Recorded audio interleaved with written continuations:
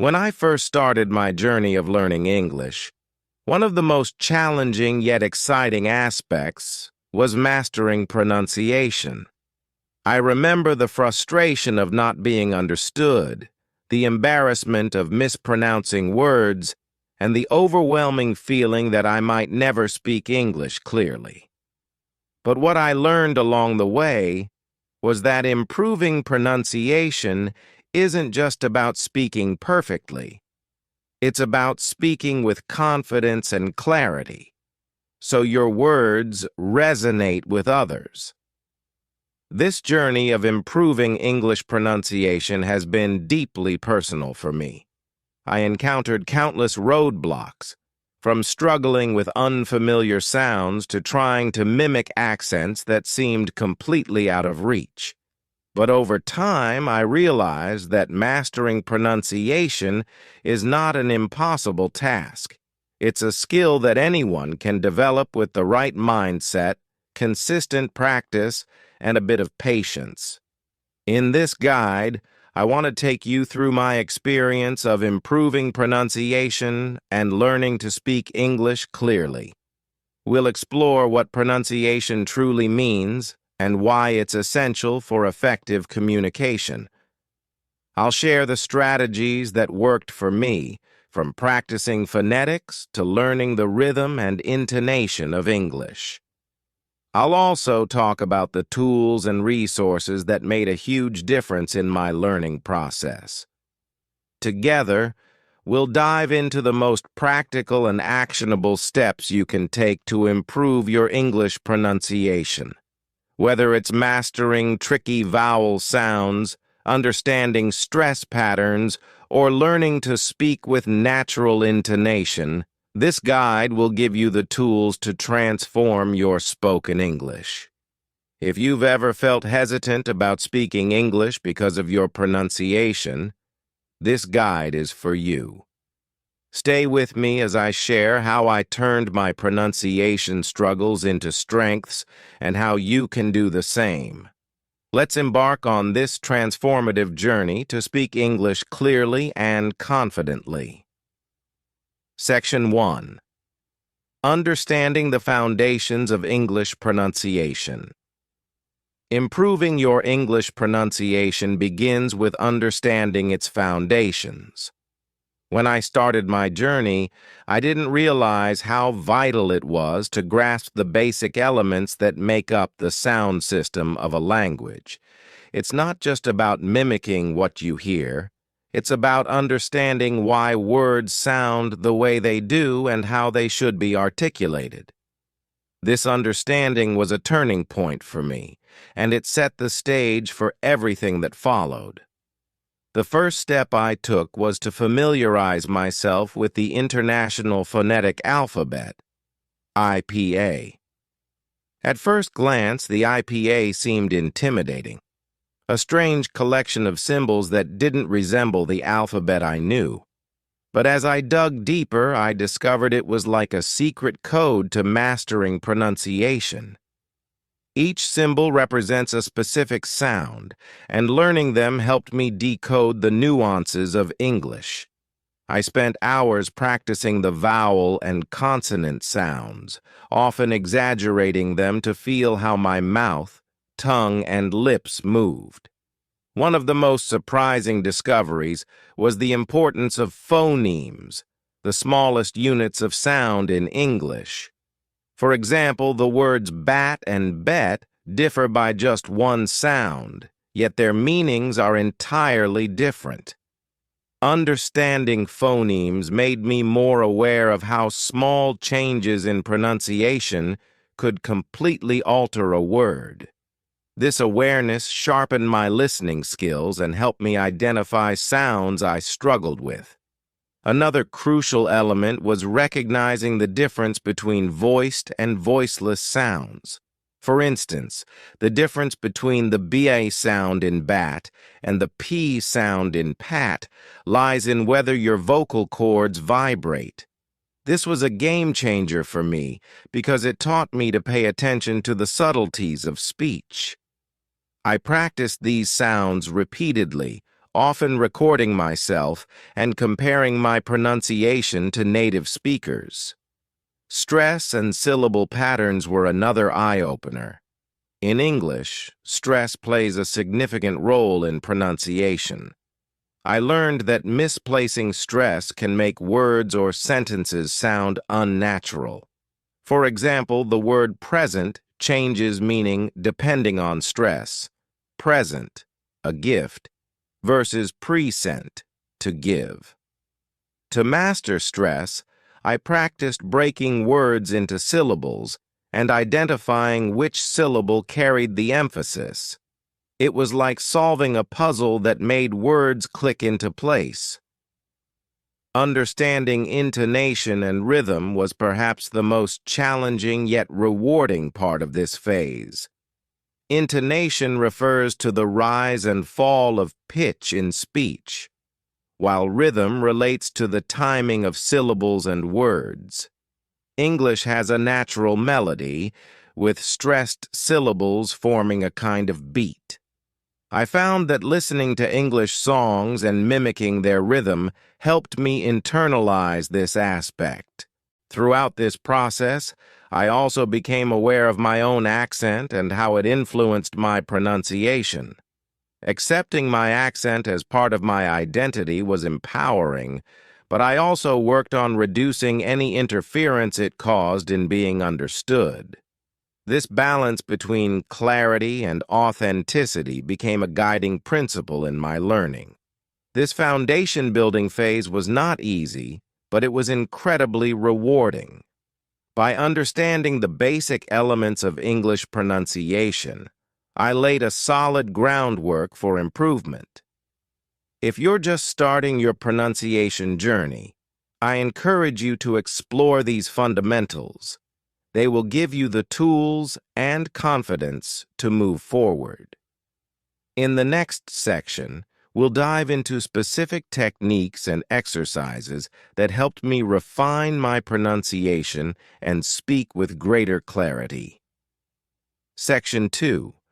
Techniques and exercises to perfect pronunciation. Once I had a solid understanding of the basics of English pronunciation, I began exploring techniques and exercises to refine my skills. It was a transformative phase in my journey, as I moved from theory to practical application. This part of my learning demanded persistence and creativity, but the results were immensely satisfying. One of the first techniques I adopted was shadowing. Shadowing involves listening to a native speaker and imitating their speech in real time. At first, this felt awkward. I couldn't keep up with the speed and often stumbled over words. But I reminded myself that it was okay to make mistakes. I started with short clips, often from podcasts or YouTube videos, and paused frequently to repeat sentences. Over time, I became more comfortable mimicking not just the words but also the rhythm, intonation, and stress patterns of the speaker. Another exercise I practiced religiously was recording myself. It was surprising how different my voice sounded when played back, and this gave me an objective perspective on my pronunciation. I would read aloud from books, scripts, or even my own notes, focusing on specific sounds or words I struggled with.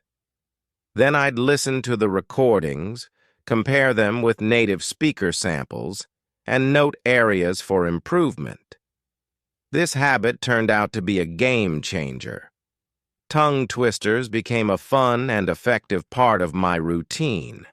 Classic phrases like, "She sells seashells by the seashore," or "Peter Piper picked a peck of pickled peppers," forced me to focus on clarity and speed simultaneously. They were challenging, but also a great way to build muscle memory for tricky sounds. I'd repeat them slowly at first, ensuring accuracy, and then gradually increase the speed. Focusing on specific problem sounds was another strategy that yielded results. For instance, As a non-native English speaker, I initially struggled with the TH sounds in words like think and this. To overcome this, I practiced isolating the sounds by exaggerating the tongue placement and airflow. I'd also pair these sounds with visuals, imagining myself forming the correct shapes with my mouth. Mouth exercises played a surprisingly big role in my progress. English pronunciation requires precise control of the lips, tongue, and jaw, so I incorporated warm-up exercises into my daily practice. These included exaggerated lip movements, humming to relax my vocal cords, and stretching my tongue in different directions. It might sound strange, but these exercises made it easier to articulate words clearly. One of the most valuable tools I discovered was the use of phonetic apps and pronunciation tools. These apps often provided visual diagrams of how sounds are produced, which was especially helpful for visualizing complex sounds. I also used speech recognition software to test how accurately I was pronouncing words. If the software misunderstood me, I'd repeat the word until I got it right.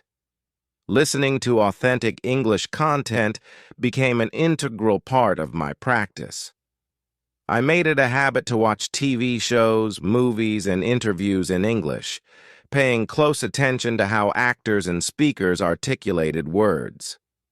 Subtitles were my best friend during this phase.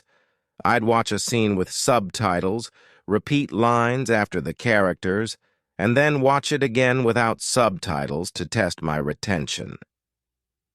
Practicing in front of a mirror was another effective technique. This allowed me to monitor my lip, tongue, and jaw movements while speaking. I'd pick a challenging word or phrase, say it slowly while observing my reflection, and adjust my mouth movements as needed. It was like having a personal coach guiding me. The journey wasn't just about solo practice.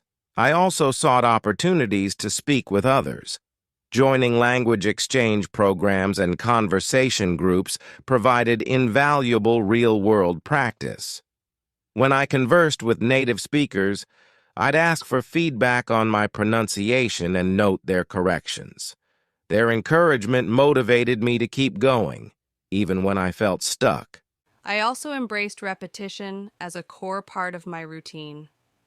Consistently practicing the same words, sounds, and sentences helped me internalize correct pronunciation. It felt repetitive at times, but each session built upon the last, gradually improving my fluency and confidence.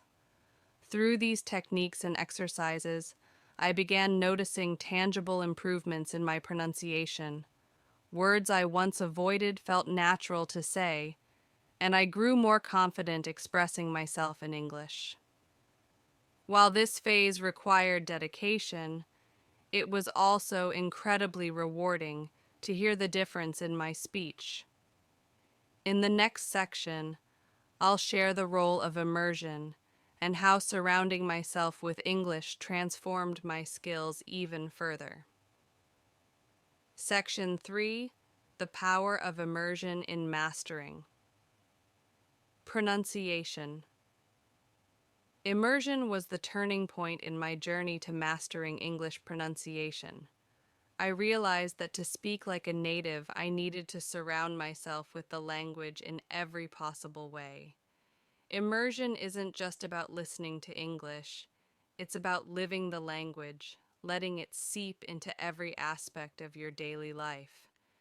This shift in approach brought about some of the most profound changes in my fluency and pronunciation.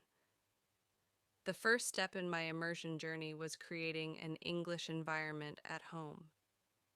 I changed the language settings on my devices to English. My phone, laptop, and even my streaming platforms became tools for constant exposure to the language. Whenever I received notifications or read instructions, I was engaging with English. It was a small change, but one that kept me in contact with the language throughout the day. Next, I began consuming English content almost exclusively. Podcasts became my daily companions during commutes or workouts. I subscribed to channels that focused on storytelling, interviews, or educational content. Shows like Friends and The Crown offered diverse accents and natural dialogues. I wasn't just watching for entertainment. I was observing how words were pronounced, where the speakers paused, and how emotions influenced their tone. One of the most transformative habits I adopted was reading aloud.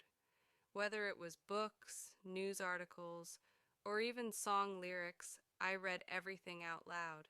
This simple act gave me a chance to practice pronunciation while also improving my confidence. I didn't worry about making mistakes. Instead, I focused on clarity and rhythm. Over time, this practice began to feel like a natural part of my day. Conversations were another cornerstone of my immersion experience. I sought out language exchange partners online where I could practice speaking with native speakers. These exchanges were more than just learning sessions, they were cultural exchanges. Talking about my experiences while hearing theirs gave me a deeper appreciation for the language and its nuances. I noticed how colloquialisms and idiomatic expressions shaped everyday conversations. At work, I made it a point to participate actively in discussions held in English. This was intimidating at first, as I was afraid of being judged for my accent or mispronunciations, but I soon realized that my colleagues appreciated the effort I was making. Their encouragement boosted my confidence, and the more I spoke, the more natural it felt. Immersion also meant thinking in English. This was one of the most challenging aspects of the journey. Whenever I had a thought, I'd try to frame it in English rather than my native language. It was awkward at first, but gradually my mind began processing information in English without translating. This shift improved not just my pronunciation, but also my fluency and spontaneity in speaking. One day, I decided to take immersion a step further by traveling to an English-speaking country. Immersing myself in a setting where English was spoken everywhere was exhilarating. I practiced ordering food, asking for directions, and even chatting with strangers on public transport. Being surrounded by native speakers forced me to adapt quickly and become more attentive to their pronunciation and expressions. Music became an unexpected yet powerful tool in my immersion strategy. I started learning the lyrics of my favorite English songs and singing along. This was fun, but it also helped me with stress patterns, connected speech, and natural intonation. Songs often include contractions and informal language, which are important for conversational fluency. Immersion wasn't just about active learning, it was also about passive exposure. I kept the radio or English podcasts playing in the background while doing chores. Even though I wasn't actively listening, my brain was subconsciously absorbing the sounds and patterns of English. Another key aspect of immersion was embracing mistakes. I used to feel embarrassed when someone corrected my pronunciation, but I learned to see these moments as opportunities for growth. Mistakes meant I was trying, and each correction brought me closer to mastery. Through immersion, I started noticing subtle changes. Words that once felt clunky on my tongue began to flow naturally. My confidence grew, and speaking English no longer felt like a task, but a part of who I was becoming. Immersion transformed the way I engaged with the language, making it an integral part of my daily life. In the next section, I'll share how building a consistent routine and leveraging feedback helped me refine my pronunciation and achieve lasting results. Section 4. Building consistency and leveraging feedback for lasting results. Consistency was the bridge between effort and mastery in my journey toward perfecting English pronunciation. Immersion had laid the groundwork, but without a solid routine and actionable feedback, my progress would have plateaued. It was during this phase that I realized the importance of discipline and constructive criticism. Establishing a daily routine for pronunciation practice became my top priority. I scheduled specific time slots dedicated solely to working on my speaking skills. In the morning, I started with a warm-up of tongue twisters. These quirky sentences like, "She sells seashells by the seashore," were not only fun but also excellent for improving articulation and flexibility in my speech. Over time, this simple exercise helped me overcome awkward sounds and speak with greater clarity. Next, I included focused practice sessions with pronunciation tools and apps.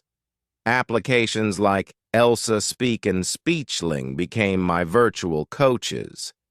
They provided instant feedback on the accuracy of my pronunciation, pointing out subtle differences in sound. This immediate correction was invaluable because it prevented me from developing bad habits. I repeated the challenging words or phrases until I nailed them. To add variety to my routine, I incorporated shadowing exercises. Shadowing is the practice of mimicking a native speaker's speech as closely as possible. I chose short audio clips from podcasts, movies, or interviews and played them line by line. As I listened, I would pause and repeat the sentence, mirroring the speaker's tone, rhythm, and intonation. It was like having a personal trainer for my pronunciation. Recording my voice was another key component of my routine. At first, I was hesitant. Listening to myself felt uncomfortable. But once I overcame that initial discomfort, recording became a powerful tool. I could hear where my pronunciation diverged from native speakers, and I tracked my progress over time. Comparing early recordings with later ones was incredibly motivating. The improvement was undeniable. Feedback played a pivotal role in my journey. I sought out feedback from multiple sources: teachers, language exchange partners, and even online communities. I joined forums and social media groups where learners shared their voice clips for critique. The feedback I received was not always easy to hear, but it was honest and constructive. Instead of feeling discouraged, I used it as a roadmap to improvement.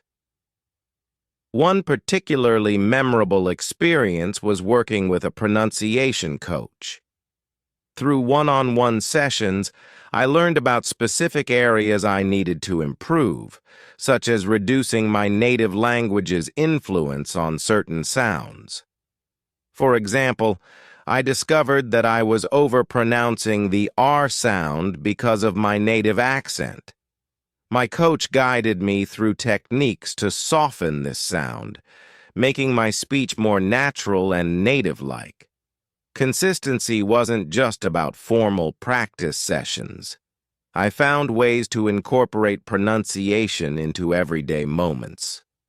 During my commute, I practiced enunciating words I saw on billboards or heard in announcements.